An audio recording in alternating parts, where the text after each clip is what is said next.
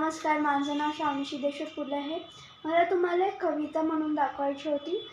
ते मी लिहिलेलं नाही आहे, कोणीतरी वेगळं लिहिलं आहे. मला ते व्हॉट्सअपवरती आलं होतं, माझ्या आजीने सेंड केलं होतं, पण मला ते खूप आवडलं म्हणून मी आज तुम्हाला ते म्हणून दाखवते.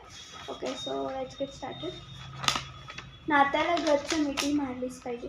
नातं कोणतंही असो, मतभेद कितीही असो, संबंध तोडण्याची भाषा मुळीच कधी करू नये. प्रत्येक माणूस वेगळा, विचारसरणी वेगळी, मनुष्य जन्म तुझी कहाणीच आगळी वेगळी.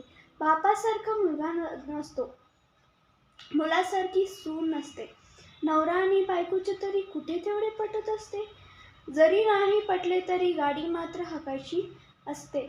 आबोला धरून विभक्त होऊन सारं गणित चुकायचे नसते. काही धरायचं असतं, काही सोडायचं असतं. एखाद्या वेळेस बिनसलं म्हणून एकमेकांना सोडायचं नसतं.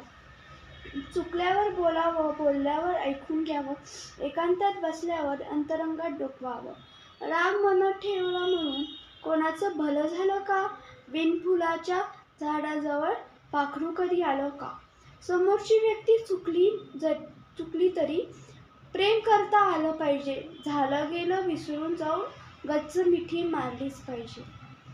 स्वागत होईल न होईल, जाणं येणं चालू ठेवलं पाहिजे. समोरचा जरी चुकला तरी मना खुशाल ठेवा त्याला. आयुष्य खूप छोटं आहे, हा म्हणत संपून जाईल. प्रेम करायचं राहिलं म्हणून शेवटी खूप पश्चाताप होईल. लक्षात ठेवा, नात्यापेक्षा दुसरं काहीही मोठं नाही. आपला माणूस आपल्याजवळ यासारखी श्रीमंती नाही. धन्यवाद. मला ही कविता अतिशय आवडली आहे. खूप छान कविता आहे.